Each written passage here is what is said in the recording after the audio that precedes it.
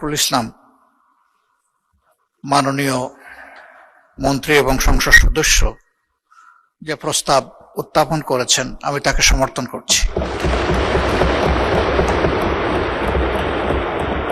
এই দেশ আমাদের সবার, আমরা সকলেই স্বাধীন পররাষ্ট্রনীতির কথা বলে থাকি। আমরা সত্যিকার অর্থেই একটা স্বাধীন পররাষ্ট্রনীতি দেখতে চাই, বাস্তবায়ন করতে চাই। এই ক্ষেত্রে বিরোধী দল হিসাবে আমাদের যেটুকু করণীয়, আমরা সরকারকে আশ্বস্ত করছি যে আমরা সকল সহযোগিতাই করব। সবকিছুর উপরে আমাদের প্রিয় দেশ,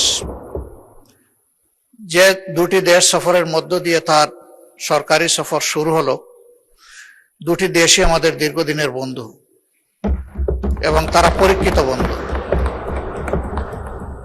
তবে এটি ঠিক যে বাংলাদেশ একটা ইম্পোর্ট বেসড কান্ট্রি। আমাদের এক্সপোর্টের চেয়ে ইম্পোর্ট অনেক বেশি, ব্যবধানটা অনেক বড়। আমাদের এক্সপোর্টের মূল দুইটা খাত, একটা হচ্ছে রফতানি, আমরা যেটা আরএমজিতে করে থাকি, আর একটা আমাদের ম্যান পাওয়ার, আমি রপ্তানি বলি না, তাদেরকে আমরা পাঠিয়ে থাকি। এটাকে ডাইভার্সিফাই করার যথেষ্ট সুযোগ আমাদের রয়েছে।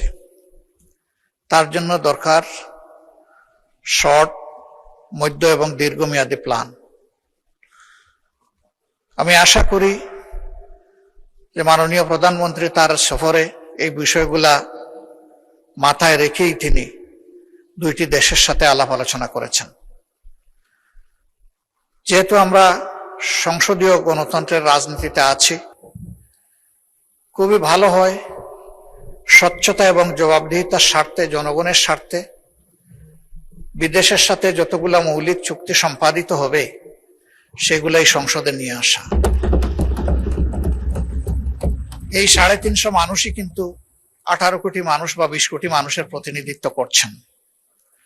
তারা যখন জানবেন তখন এর মধ্য দিয়ে সরকার এবং জনগণের সাথে সেতুবন্ধন তৈরি হবে। এটা আমরা সবাই বলি, সবাই চাই যে আমাদের রিলেশন হবে মিউচুয়াল রেসপেক্ট এবং ইকুইটির ভিত্তিতে। আমি আশা করি তিনি সেই সতর্কতা অবলম্বন করেছেন। আমি এও আশা করি যে আমাদের স্বাধীন ফরেন পলিসিতে কেউ হস্তক্ষেপ করুক, এটা আমরা কখনো মেনে নেব না।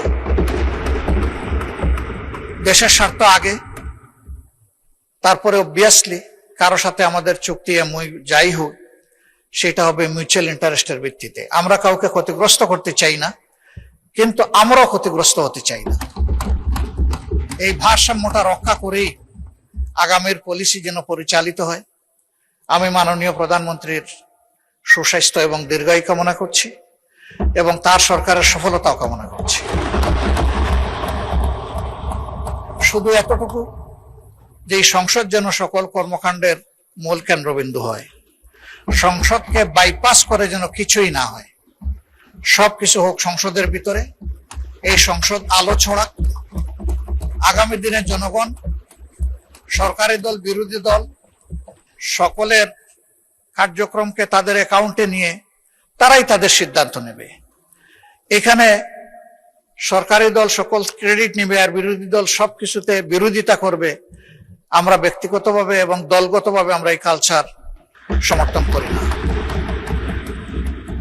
সরকারি দলকেও বিরোধী দলকে সম্মান করতে হবে, আর বিরোধী দলেরও দায়িত্ব থাকবে দেশ গঠনে তার জায়গা থেকে যথাযথ ভূমিকা রাখা। সবাইকে ধন্যবাদ। আমি এই প্রস্তাবকে আবারও সমর্থন দিয়ে আপাতত কথা শেষ করলাম।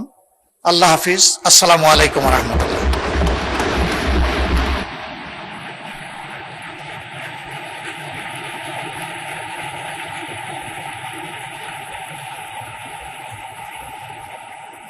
মাননীয় সদস্যবৃন্দ,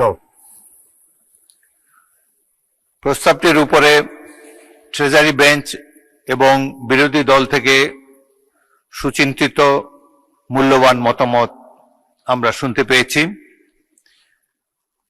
সহজেই অনুমিত হচ্ছে যে মাননীয় প্রধানমন্ত্রী সাম্প্রতিককালের মালয়েশিয়া এবং চীন সফরটি পররাষ্ট্র নীতিতে এক নূতন দিগন্তের সূচনা করেছে। এর ফলে বাংলাদেশের স্বাধীনতা, সার্বভৌমত্ব, নিরাপত্তা আরো সংহত হবে বলে আমরা সবাই মনে করি।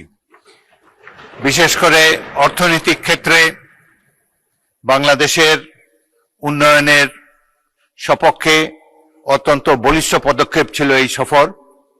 সাথে সাথে আমাদের নিরাপত্তার প্রশ্নে বিশ্ববাসীরও দৃষ্টি আকর্ষিত হয়েছে।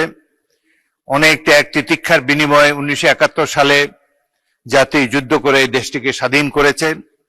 তারপর অনেক কঠিন সময় আমাদেরকে পার করতে হয়েছে। এমন এমন সরকার এই দেশে জনগণ দেখতে পেয়েছে যারা স্বাধীনতার সার্বভৌমত্ব অক্ষুণ্ণ রাখার জন্য কোনো প্রচেষ্টাই গ্রহণ করেনি।